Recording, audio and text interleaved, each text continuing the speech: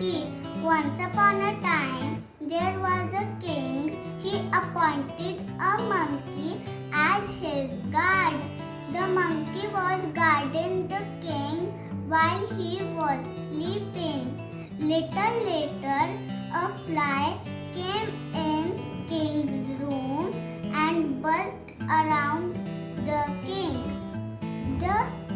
The monkey waved his hand and tried to flew the fly, but she came back and buzzed around the king. He tried and tried.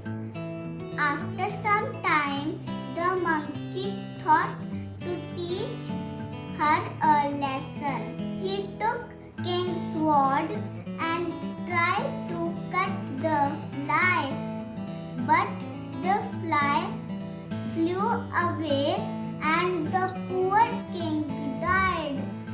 Sometimes best friends also hurt us. Moral of the story is we should take right decisions. Thank you.